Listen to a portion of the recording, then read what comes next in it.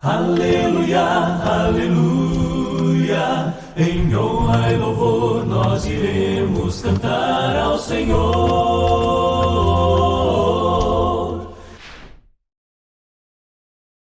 Vamos lá. Bom, voltamos mais uma vez para dar continuidade ao nosso estudo. Alguém tem alguma pergunta da parte anterior que nós mencionamos? Tem algum detalhe? A única coisa que eu gostaria de frisar é sobre essa questão que o Odair perguntou, né? Se João escreveu o Evangelho, as cartas e o Apocalipse na ilha de Patmos. Então, escreveu em Éfeso, como já havíamos falado, né? Com, talvez, ali, eu creio que na sequência é o Evangelho, depois as cartas e depois o Apocalipse. Tá bom? Enfim. E a ilha de Patmos é o local do Apocalipse, isso é fato, porque está escrito, né? Então não tem como discutir, porque está escrito lá. Agora, o Evangelho e as cartas são discutíveis, mas Éfeso é o local mais adequado para aquilo que o local onde João escreveu, tá? Enfim. Bom, ninguém tem alguma pergunta, então vamos continuar. Eu vou compartilhar minha tela. Ok, então vamos lá. Vamos lá. Então, nós paramos aqui, olha. Não aqui. Então, erro de...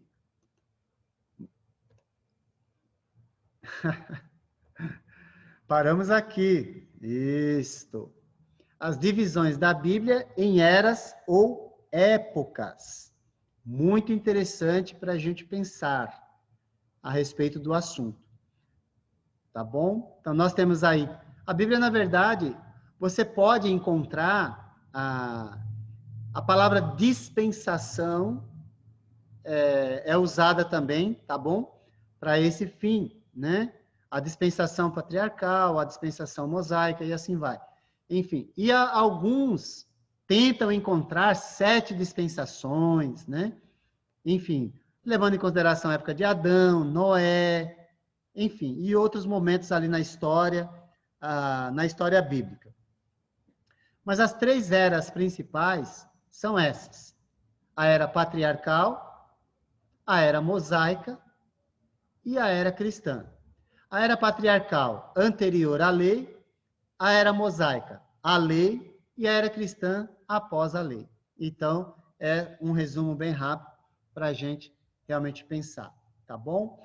Quando nós pensamos aí na era patriarcal, nós podemos verificar que ela começa, isso é didático, para a gente entender e se situar onde a gente está.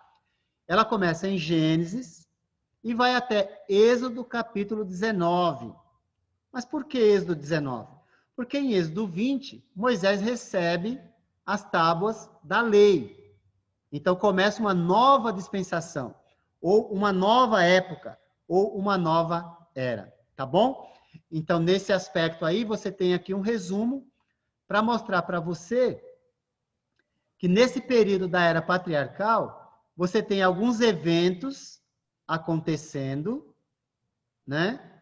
A escritura onde narra os eventos, e você tem, eu diria, essa parte aqui que é a mais importante para nós. É a mais importante. Essa nós vamos ler, tá? Essa nós vamos ler. É Gênesis capítulo 12. Gênesis capítulo 12.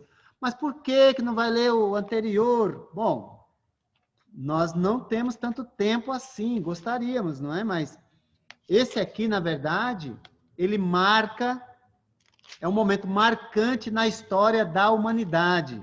Depois da criação, depois da queda do homem, depois da Torre de Babel. Mas por que esse momento é marcante? Porque é daqui que vai realmente o plano de redenção da humanidade, ele começa a entrar em ação a partir de Gênesis capítulo 12. Existe uma promessa, olha aqui, ó. Em Gênesis 3,15, depois do pecado, não é? Dizendo que um descendente da mulher pisará na cabeça da serpente. Então, é uma profecia messiânica, não é?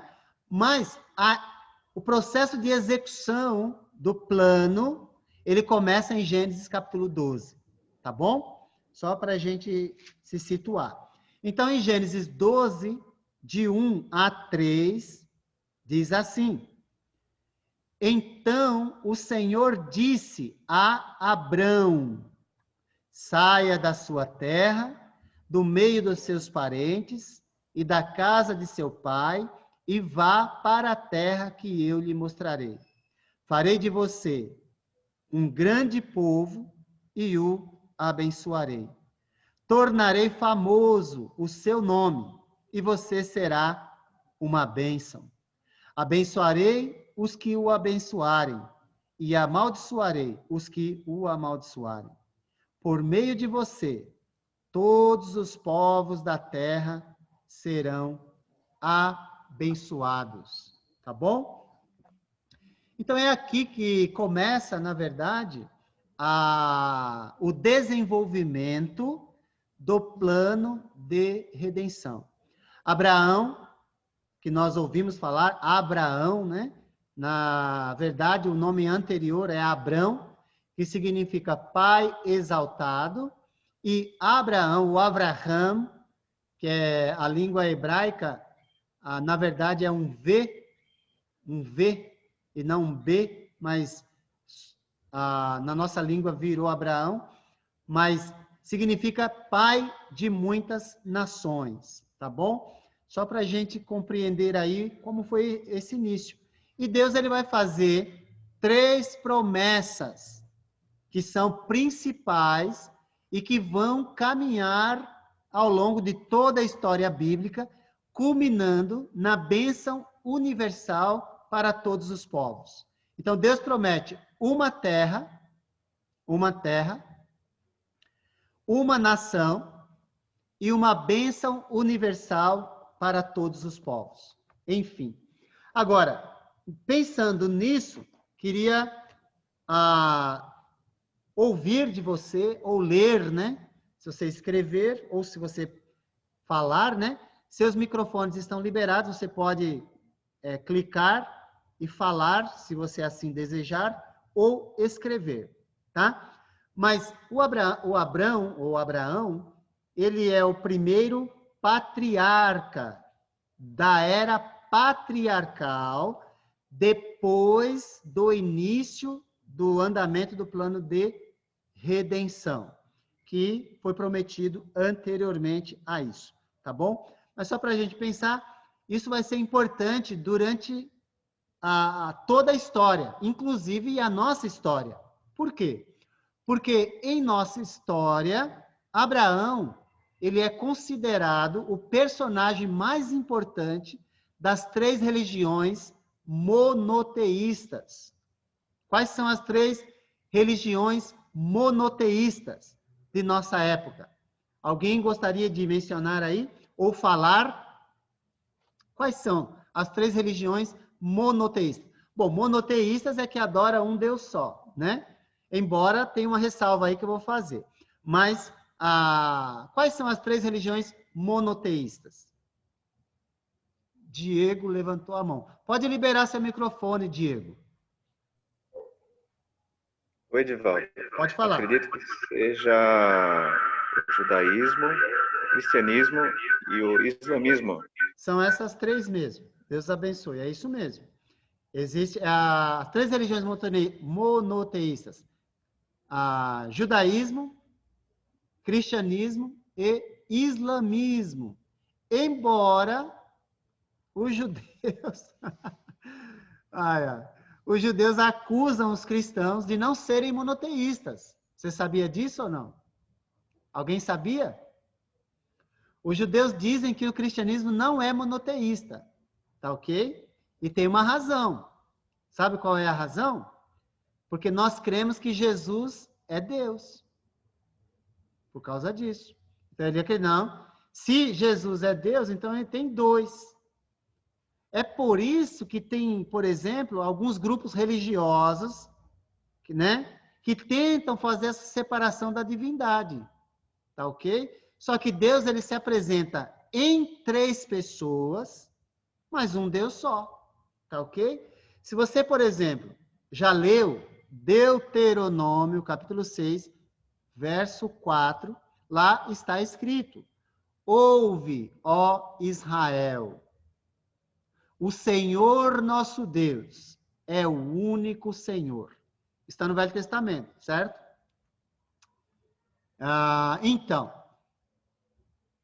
meu professor de filosofia uma vez falou sobre não sermos monoteístas por conta da Trindade. A maioria, viu, Giovana? Foi a Giovana mesmo. A maioria dos filósofos modernos, eles encaram dessa maneira, tá bom? Infelizmente. Mas, bom, eu não uso muito, apesar de não usar muito o termo Trindade, né? Eu sempre procuro usar aquilo que a Escritura usa em termos de ensino. Então, Jesus afirma que é Deus. Então, não dá para eu ir contra o que ele falou, tá ok? Então, se você já leu João capítulo 10, você sabe que os judeus, não só o capítulo 10, é um trecho que eu estou citando, os judeus pegaram em pedra para matar Jesus, porque entenderam que ele estava se fazendo igual a Deus. Então, não dá para a gente negar. Eu posso dizer para você que, na minha ignorância, eu não consigo explicar o divino, por causa da minha ignorância e da minha finitude. Mas dizer que não é, eu não posso. Entendeu? Eu não posso. Então, eu não vou dizer. Eu acredito que Jesus é Deus porque está escrito que é. Ele se colocou nessa posição. Tá ok? Agora, Deus em carne. Deus em carne. Tá bom? Se não me engano, este professor também é pastor de uma igreja aqui na cidade. É terrível isso, porque os membros da igreja vão dar ouvidos a ele, né? Vão dar ouvidos a ele. É terrível. Mas vamos tirar a dúvida, então? Vamos tirar a dúvida?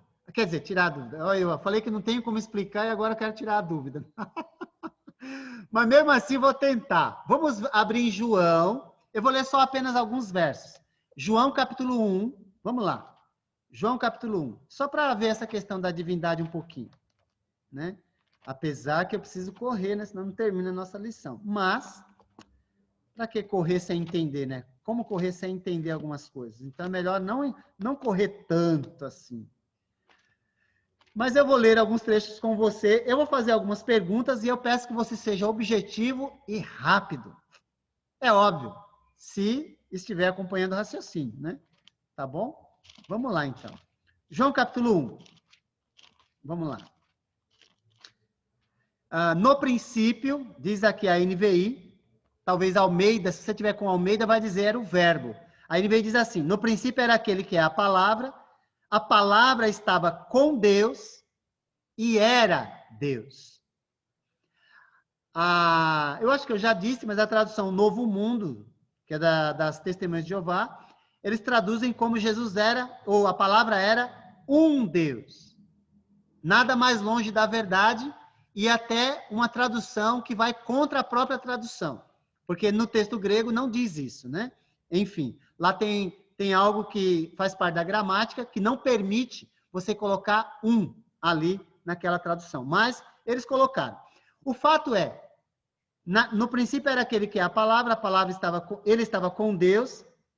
Aí eu pergunto para você, quem estava com Deus? Alguém responde aí, se puder. Diz assim, no princípio era aquele que é a palavra. Ele estava com Deus. Ele quem estava com Deus?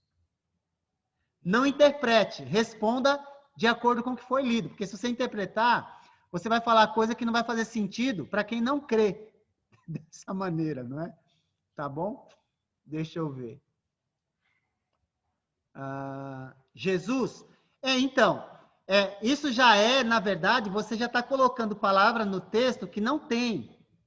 Embora você está certo, Gaspar e também a Giovana. Opa, Giovana, deixa eu ver aqui. É o Gaspar E quem mais aqui? Deixa eu ver. A Giovana, isso mesmo. Ah, ok. Isso, agora sim. Agora começou a fazer sentido, olha. Eu vou repetir. Não está errado você, Gaspar, e nem a Giovana em dizer que é Jesus. Só que vocês estão falando de acordo com o que vocês creem. Entendeu? E tá certo. Ó. Mas veja bem, mas isso não faz sentido para quem não crê na divindade de Jesus. Está entendendo? Então, nós precisamos dizer o que o texto está dizendo. Então, no princípio era aquele que é a palavra. Ele estava com Deus. Quem era que estava com Deus? A palavra. Ou o verbo. Tudo bem? Tranquilo? Estão comigo até aqui? Estão aí? Ah, beleza. Então, me dá um toque aí. Então, vou continuar. E ele diz, ele estava com Deus e era Deus. Então, aqui eu gostaria de fazer só uma observação, que apesar de palavra, na nossa língua, ser feminino, no grego não é feminino, é masculino. É por isso que a NVI traduziu dessa maneira, tá bom? Melhor tradução nesse caso é Almeida, que diz que era o verbo, que a Marta colocou aqui, eu acho, não sei, deixa eu ver. Alguém colocou? Aqui. A Marta colocou o verbo, isso mesmo. Almeida, revista atualizada, no princípio era o verbo estava com Deus e era Deus. Então, melhor tradução nesse caso, Almeida, revista atualizada. Porém, não está errado traduzir como palavra, porque a palavra logos significa palavra, só que é masculino em grego. Porque logos é a razão, é a razão universal de toda a existência, na filosofia grega, tá bom? Enfim, mas eu vou continuar aí, olha. Todas as coisas foram feitas por intermédio dele. Dele quem? Rapidinho, não pode demorar muito, senão... Todas as coisas foram feitas por intermédio dele. Dele quem? Isso. É Deus, Marta, Deus está certinho, mas ainda nós não sabemos de fato, porque na verdade Deus... Quando eu estou falando que a gente não sabe, gente, é porque eu estou partindo do pressuposto que nós nunca lemos esse trecho. Estamos lendo pela primeira vez. É assim que nós temos que ler a Escritura para poder compreendê-la. Tá bom? Então, apesar de... Ele disse lá no começo, ó, ele estava com Deus e era Deus. Então, Deus aqui é uma característica de alguém. Quem é esse alguém? É o verbo, ou a palavra. Tá dando para acompanhar o raciocínio? Se não tiver, você fala, porque o negócio aqui, eu não posso demorar muito, mas tem uns detalhes muito interessantes. Olha. Todas as coisas foram feitas por intermédio dele. Dele quem? Da palavra. Então, a palavra aqui, gente, não é isso aqui que está saindo da minha boca, né? Não é. É a personificação de alguém, cujo texto identifica como Deus, no começo. Tá bom? Então, aqui a palavra também é o que mais? Se ele fez tudo, se ela fez tudo, ou se ele fez tudo, quem ele é? Além de Deus, que já disse que é Deus. Quem ele é mais? Escreve logo aí, senão eu vou ter que falar. Quem é a palavra? Além de Deus. Ele fez tudo, então quem ele é? O Criador, isso mesmo. O Criador, olha aí que maravilha. Obrigado, Cristiane. Continuando, olha lá, ó. Sem ele quem? Sem aquele que fez todas as coisas. Nada do que existe teria sido feito. Tá ok? Nele estava a vida. Nele quem? Aqui, até aqui quem? A palavra, que nós já descobrimos que é Deus e que é Criador. E agora é também o quê? Vida. E que mais que a palavra é? O que o verbo é? Luz. Então, olha lá as características. No princípio era o verbo estava com Deus e o verbo era Deus. Ele fez todas as coisas. Ele é o Criador. Nele estava a vida. Então, ele é a vida. E ele era a luz dos homens. Então, ele é a luz. Deus, Criador, vida e luz. Ai, como eu gostaria de tratar com mais detalhe. Mas olha lá, sabendo que o verbo é Deus, olha lá, guarda isso, ó. O verbo é Deus, é Criador, é vida e é luz, agora você sabe. Agora lê o verso 14 comigo. E o verbo se fez o quê? O verbo se fez o quê? Carne. E carne aqui é o quê? Se tornou um ser humano. Se tornou um ser humano. Então, o verbo se fez carne. Quem é o verbo?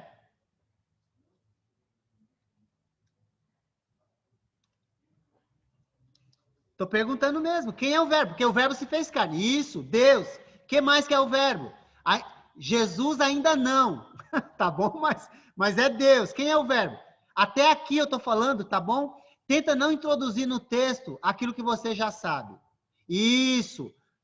É Deus, é luz, é vida, é criador. E João está dizendo, o verbo se fez carne. Se tornou homem. Isso mesmo, Marta. Olha que beleza. Aquele que é a palavra, o verbo se fez carne e habitou entre nós. Quem foi que habitou entre nós, gente? Deus, a vida, a luz, o Criador de todas as coisas, habitou entre nós. Vimos a sua glória. A glória de quem? De Deus, do Criador, da vida, da luz, enfim.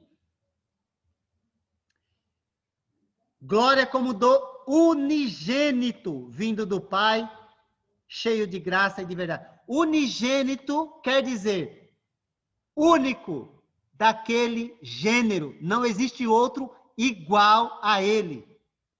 Ele é ser humano, mas ele foi gerado de um modo distinto, completamente distinto.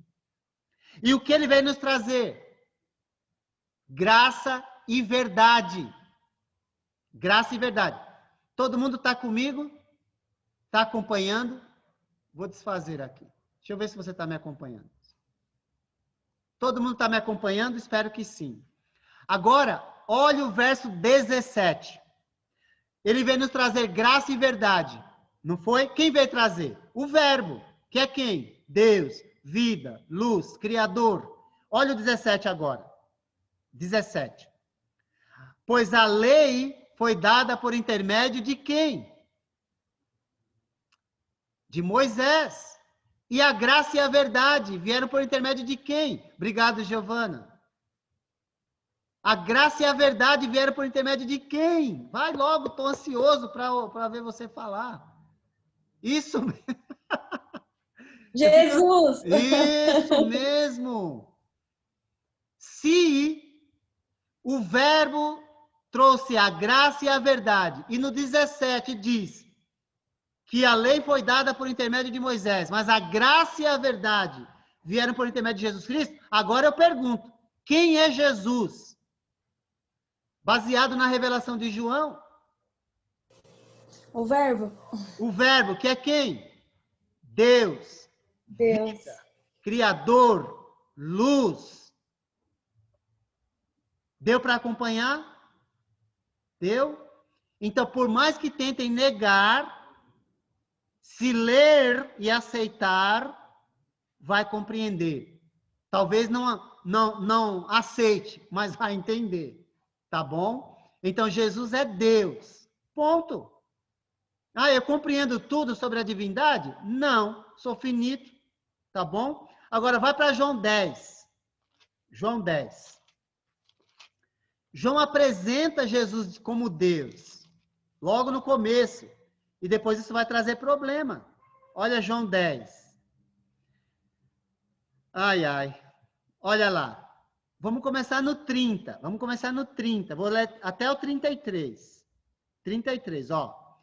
Eu e o Pai somos um.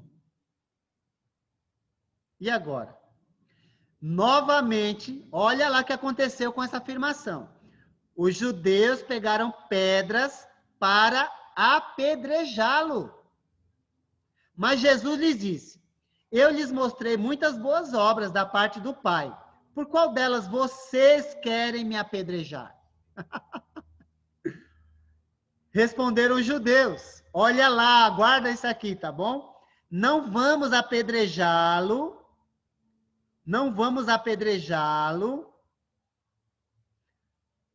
por nenhuma boa obra, mas pela blasfêmia que você disse. Porque você é um simples homem e se apresenta como Deus. Acabou. Você quer ir contra, você vai, mas não tem como dizer. Os judeus entenderam, mas não aceitaram a divindade dele. Tá bom? Deus se fez carne e habitou entre nós, na pessoa do Filho chamado Jesus Cristo. Se nós queremos chegar a Deus, precisamos aceitar a obra redentora que foi realizada por Deus através do Filho, que é Deus em carne. Deus em pessoa, como eu e você, que entende a sua dor, o seu sofrimento, a sua luta contra o pecado, entende tudo isso. Enfim. Bom, eu acho que tá bom. Já falamos bastante. Mas obrigado aí pela sua observação, pergunta, qualquer coisa assim. Tá bom? Vamos lá, então? Enfim, olha lá o que gerou o Abraão. O Abraão que gerou tudo isso, não é? Enfim, mas vamos lá. Vamos continuar aqui. Pelo menos a gente consegue terminar. A primeira a era patriarcal, como eu falei, ela compreende de Gênesis até Êxodo, capítulo 19. Antes dos patriarcas, Abraão, Isaque e Jacó, o período de Gênesis, que vai do capítulo de 1 a 11, é conhecido como pré-história. É um período difícil de datar, por isso é chamado dessa maneira. Tudo bem? Então, nós vamos apresentar aí essa questão, esses eventos, né? Através da cronologia do Antigo Testamento, de forma que nós não vamos colocar datas. Por quê? Porque é um período muito difícil de datar. Tudo bem? Compreendeu aí aqui, Gênesis, a criação, mais ou menos 4.000 antes de Cristo. Período da criação. Levando em consideração que os judeus estão no ano 5.700 e alguma coisa, 780 alguma coisa. Então, 4.000 antes de Cristo é mais ou menos a data da criação do mundo. Ah, mas e os dinossauros e os bilhões de anos? Então, eu estou olhando para a cronologia bíblica. Tudo bem? Enfim, tenho todos os detalhes? Não, Deus falou assim, olha, no princípio criou Deus os céus e a terra. Tá ok? A terra era sem forma e vazia e o Espírito de Deus pairava por sobre as águas. Aí disse Deus, haja luz. E houve luz. 7 dias, ou 6 dias, Deus criou o mundo e no 7º dia ele descansou. Tá bom? Então, é a criação do mundo nesse período. Gênesis 1 e 2. Logo depois, em Gênesis 3, você tem a queda do homem. Ou seja, o pecado entra no mundo. Coisa que nós sabemos. E até hoje nos afeta. E aí Deus providenciou um meio de trazer o homem de volta. O que acontece em Gênesis 3? O homem peca com a sua mulher, a Eva é tentada pela serpente, personificada, é uma personificação do diabo. Aí alguém pergunta, mas professor, o que aconteceu antes? Como surgiu o diabo? Então, nós não temos a história desse relato. Nós temos alguma coisa em Jó, capítulo 1, de 1 a 5. Naquela reunião, lembra? Satanás se apresentava diante de Deus para prestar contas, assim como os demais anjos, ok? E ele acusou Jó, lembra, de ser o queridinho de Deus. E Deus falou, tá bom, toca nele. Permitiu. Ele falou, ó, toca nele para ver se ele não vai blasfemar contra você na sua face. E Deus falou, tá bom. Enfim, aí você sabe a história de Jó. Existem dois textos que são usados, não estou dizendo que eram.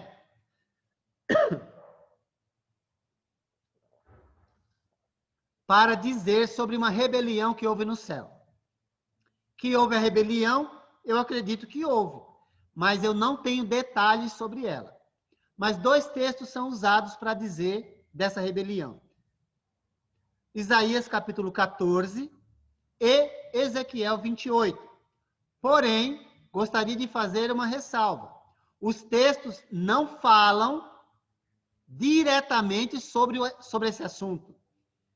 Eles estão falando sobre o orgulho do rei de Tiro.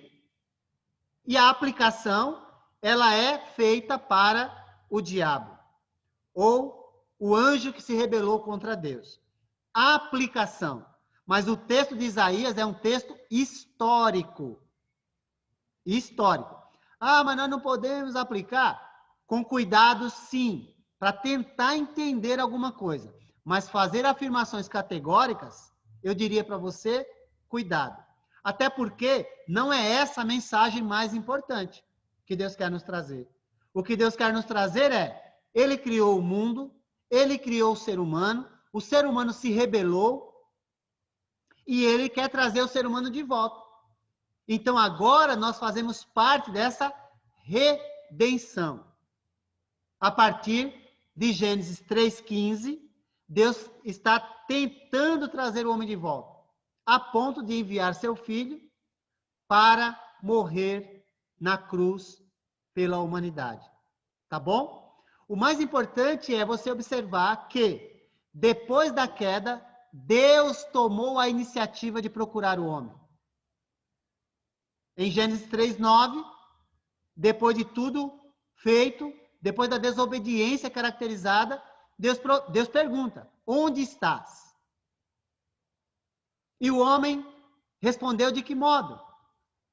Com medo e culpa. Mas Deus concedeu ao homem nova oportunidade. É assim que Deus é, bondoso e misericordioso. Tá bom? Só para a gente introduzir esse assunto.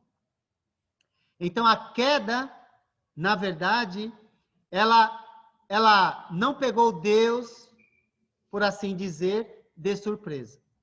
Deus sempre teve um planejamento eterno para que o ser humano vivesse com ele. Vivesse com ele. E você quer sintonia disso? De Gênesis capítulo 12, com o plano eterno de Deus, abra em Efésios, capítulo 3, de 9 a 11. Vamos lá? Se alguém puder ler, já abre seu microfone e leia. Era para eu ter feito isso em outras ocasiões e não fiz. Agora lembrei. Efésios 3, de 9 a 11.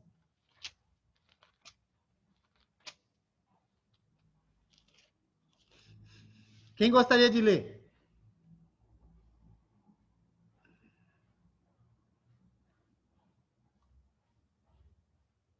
Eu gostaria de ler? Pode ser você também, não tem problema. Posso ler, Edivaldo?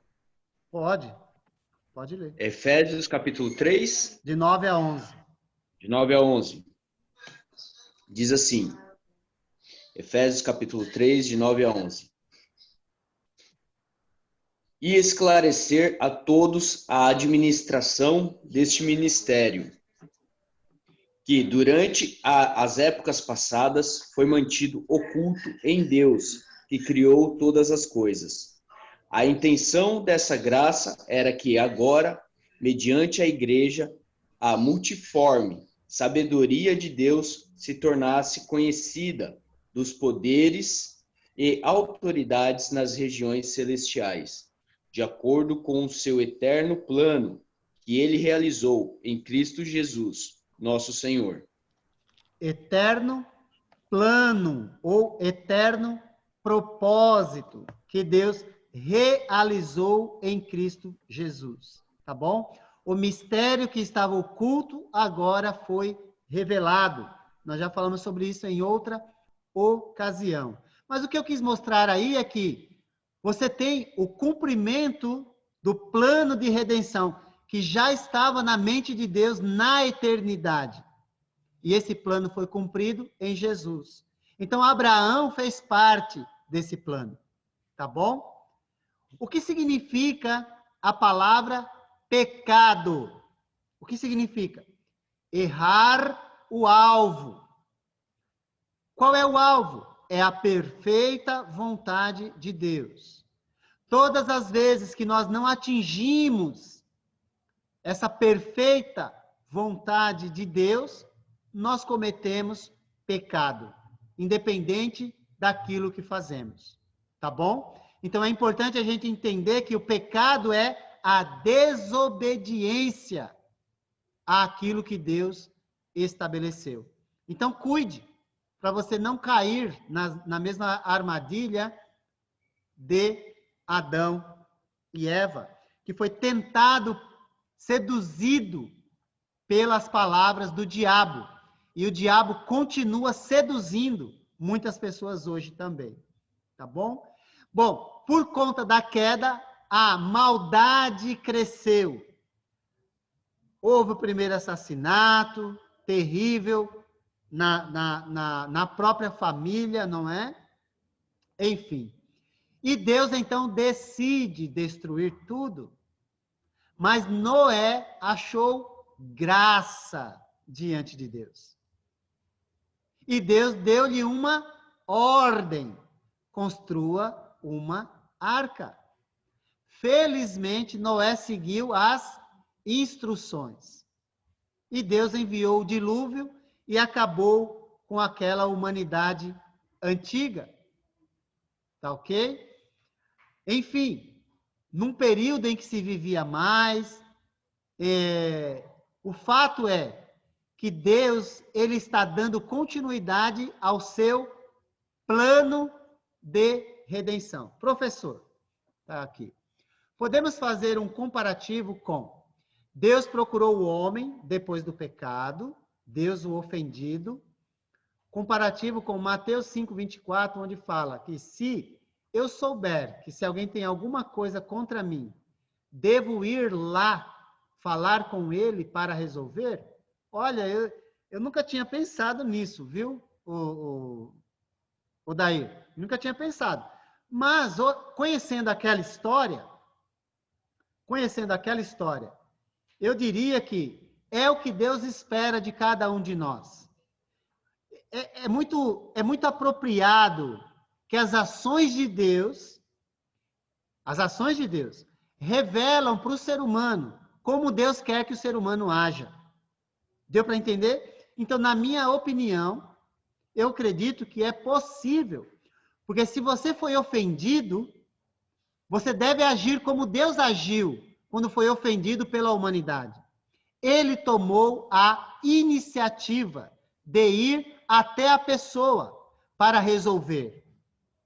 Mesmo que a pessoa não queira resolver.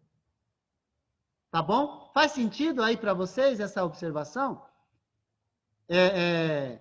Ou você acha que é necessário ler Mateus 5:24? Para mim é mais fácil porque eu conheço o texto, então eu estou tranquilo em falar, né?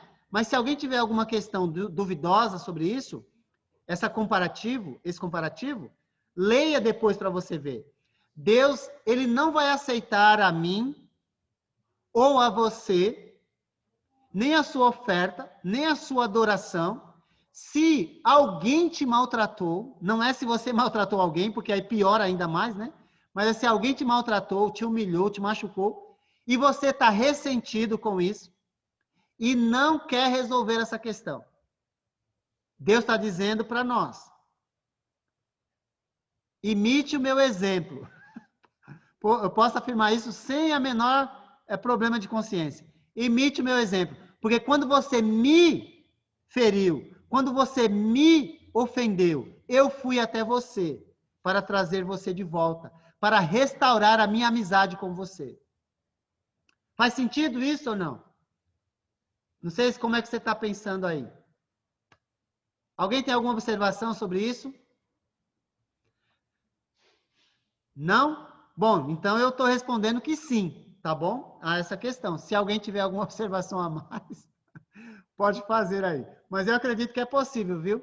É possível. Ok, obrigado, Sandra. Faz todo sentido, a Sandra colocou. Para mim faz sentido também, Odaí. É de você fazer essa associação e esse comparativo. Aliás, essa é a melhor forma de você compreender um texto bíblico.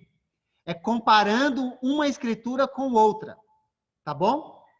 Essa é a melhor forma. Porque aí é Deus quem dá a resposta, e não o pensamento nosso, né? Tudo bem? Ok. Então, Deus vai dar o dilúvio é o quê? Julgamento. Mais tarde, na carta de Pedro, Pedro vai usar o dilúvio para dizer, olha, do mesmo modo que Deus fez no passado, ele vai fazer no futuro. A única diferença é que será fogo. Eita, agora eu não sei qual vai ser pior, mas fogo é terrível, não é? Então, é bom para a gente ficar atento mesmo, tá bom? Já queimou o dedinho? Já queimou o dedinho? Não é bom, né? Queimar o dedinho, não é? Então o fogo, eu diria, é difícil de lidar. Enfim, e depois a Torre de Babel. O que é a Torre de Babel? A Torre de Babel é a confusão das línguas, né? O homem queria chegar até Deus por meio dos seus próprios esforços. E queria tornar célebre o seu nome. Mas Deus já tinha falado, se espalhem. Não, eles queriam ficar todos juntinhos. O que Deus fez? Confundiu as línguas. E hoje nós temos aí os diversos idiomas. Aleluia, aleluia, em honra e louvor nós iremos cantar ao Senhor.